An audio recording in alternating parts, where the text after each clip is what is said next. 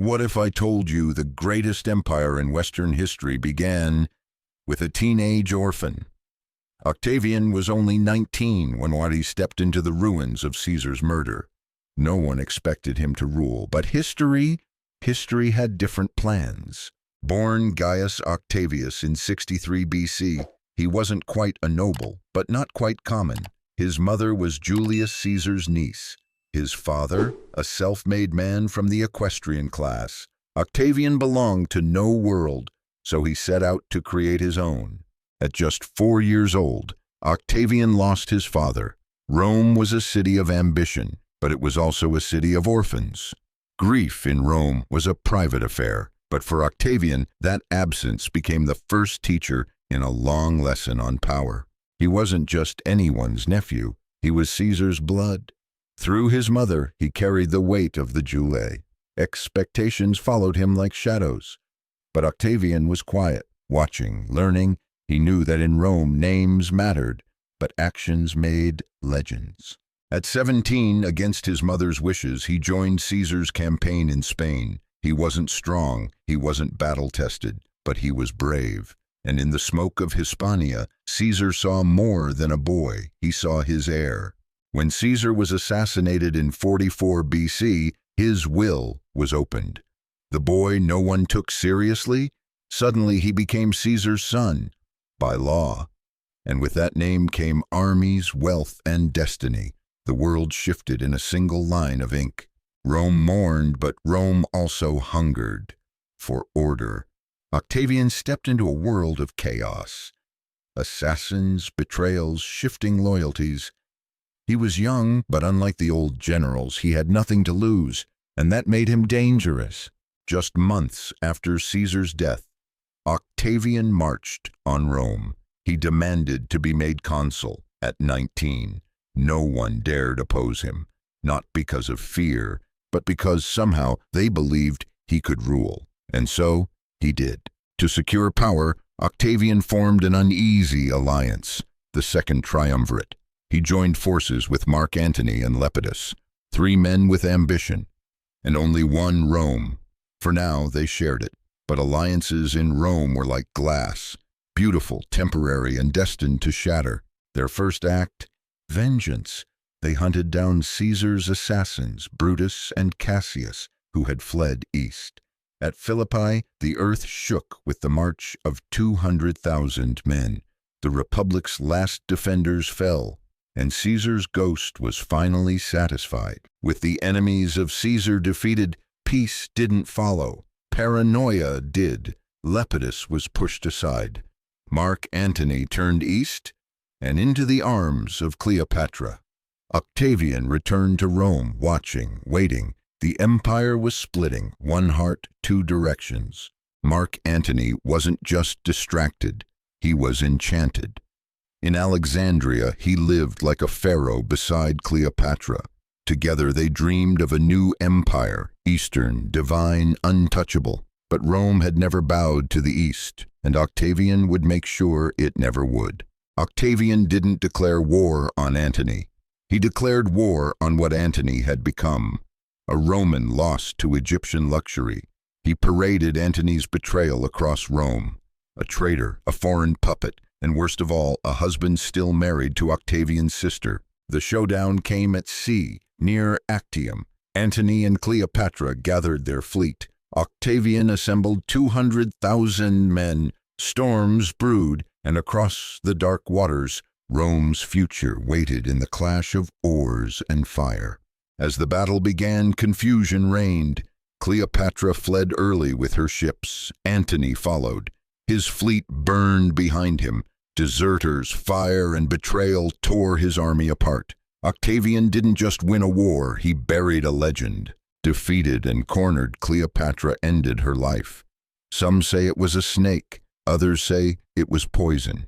Antony joined her in death, but their dream of a new empire, it died long before they did. Egypt, the richest land in the known world, was now Roman. Octavian marched through Alexandria not as a conqueror, but as the sole master of the Mediterranean. There were no more rivals, only one man stood above the ashes. Back in Rome, he refused a crown. Instead, the Senate gave him something more clever: Augustus, the illustrious one. A prince, not a king. But don't be fooled, he didn't restore the Republic. He ended it with a smile. Augustus didn't just win wars, he rebuilt a city. Temples rose, roads stretched. He famously claimed, "I found Rome a city of brick," and left it a city of marble. But this wasn't just architecture, this was empire building in stone. He refused to call himself king. Instead, he was first citizen, princeps. But don't be fooled, behind the modest titles, he held total control. Armies, money, laws. He ruled without a crown, only respect, fear, and an iron will wrapped in velvet. He created the Praetorian Guard, Rome's elite protectors. But they weren't just bodyguards. They were a shadow army, loyal to one man. And through them, Augustus ruled not just with policy, but presence. Augustus built more than monuments. He built roads. He set up postal relays. Messengers rode across the empire faster than anyone in Europe could match for 1,800 years. Rome didn't just conquer land, it conquered time. Under Augustus, Latin poetry soared. Virgil wrote the Aeneid, a myth to match Augustus's rise. Horace sang of Roman values. Ovid, until his scandal, chronicled love and pleasure. But make no mistake, this cultural bloom was also brilliant propaganda. Augustus built arches and forums, but also illusions. He claimed to restore the Republic, but no one could speak freely. Coins bore his image, statues multiplied, the Senate existed, but it obeyed. This was not the old Rome, it was a carefully staged masterpiece. He married 3 times. He lost more heirs than he gained. Each time one died or failed, the question returned: who will rule after Augustus? Rome watched. He aged, and the future? It was uncertain again. He secured the West, Spain, Gaul, Illyria. He annexed Egypt, claimed the Alps, but the East, Germania. It bled Rome, and when Rome bled, Augustus bled with it. He wasn't just a ruler, he became the mapmaker of an empire. In 14 AD, Augustus died at nearly 76. His last words, "I found Rome a city of brick." But also, have I played my part well? Even in death, he was a performer, and history applauded.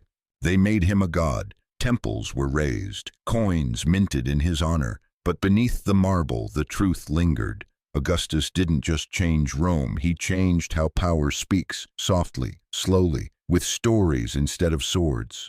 He didn't scream or seize a throne. He waited. He adapted. He made himself irreplaceable, then indispensable. And that is how true power endures, not by force, but by making everyone believe there's no other choice. Augustus didn't just rebuild Rome's walls. He tried to rebuild its soul. He passed strict moral laws, no adultery, no excess. He believed a strong empire needed strong families, but even his own daughter, Julia, broke those rules. And that was personal. When Julia, his only daughter, became entangled in scandal, Augustus did the unthinkable. He exiled her. A father, yes, but an emperor first. Even family wasn't safe in the empire he built. Rome pushed east, but in the Teutoburg forest, 3 Roman legions vanished. An ambush, a betrayal. Augustus beat his head against the wall, crying, "Varus, give me back my legions." The empire had limits, and he had just found one. His chosen heir, Tiberius, was cold, distant, not loved, but alive. Everyone else Augustus had hoped for was gone. He told Tiberius one last piece of advice: don't expand the empire, hold it. Then he closed his eyes for the final time. Rome had its first emperor, but no blueprint for what came next. Would each ruler be a god, a tyrant, a fool? The Julio-Claudian line had begun, and with it both glory and madness. Augustus brought peace, Pax Romana, but it wasn't free. He silenced dissent. He rewrote history. He replaced chaos with control and called it restoration. Was it dictatorship or salvation? 2,000 years later, we're still asking. His roads shaped Europe. His calendar still marks our days. His empire became the model for kingdoms, churches, republics. Even the word emperor owes its soul to him. Augustus may be dust, but his idea never died. He was careful, controlled, calculated. Few truly knew the man behind the marble, but in his silence, in his strategy, in his stories, he left something eternal, not just an empire, but the performance of empire. He never crowned himself, never called himself emperor, but ruled longer than any before him. Augustus mastered the art of ruling from the shadows, a stage play of politics where every act led to applause.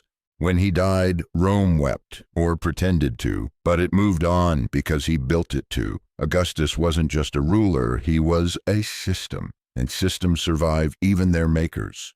What makes a great ruler? Fear, legacy, marble, maps, or is it something quieter? The ability to endure, unseen in every future decision. Augustus didn't just rule Rome, he became Rome, and Rome became the world. He restored the Republic by destroying it. He claimed modesty, but ruled absolutely. He was a man of peace who rose through war. Augustus wasn't a contradiction. He was the blueprint of contradiction, and power has copied him ever since. Rome hated kings, so Augustus gave them something else, a ruler with no crown, no tyranny, just titles, no dictatorship, just devotion. The Senate still met, the people still voted, but nothing happened unless he allowed it. Everything in Augustus's Rome had a second meaning. Statues weren't art, they were signals. Laws weren't just rules, they were mirrors. And loyalty? It was currency. He didn't change Rome overnight. He rewired how people saw Rome. Napoleon admired him. Mussolini mimicked him. Even modern democracies echo him. Every powerful system that wants to appear just, but still control everything, has something Roman in its bones, and Augustus at its heart. He didn't build on chaos. He built on exhaustion. People didn't cheer him out of fear. They cheered because they were tired of war. Augustus gave them something rare, order, and once people feel safe, they rarely question what it cost. What Augustus really gave the world wasn't empire. It was narrative. He made control look calm. He made empire feel like home. His genius wasn't what he took, but what he let you believe you chose. We remember marble statues, golden forums, peaceful parades.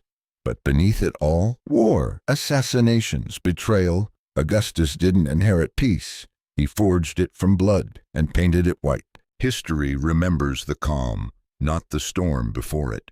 We read about Augustus's triumphs, but not the bodies beneath the roads. His genius was in shaping what came next and what we choose to forget. Look at your world. Who calls themselves protector, defender, reformer? Who promises peace while quietly claiming all power? That's not new. That's Augustus wearing a modern mask. And if we don't recognize it, we repeat it. Whether it's empires, corporations, kingdoms, or republics, Augustus lives in all of them. The illusion of freedom, the machinery of consent. He didn't just create Rome's future. He wrote a script the world still performs. If you stood in front of his statue today, you might think he looks calm, almost kind, but stone doesn't tell the whole story. It forgets the screams, the fear, the ambition, and the silence he carved into history. Augustus didn't just change Rome, he taught the world how to rule with silence, how to make power look reasonable, and how to outlive your enemies by becoming their story.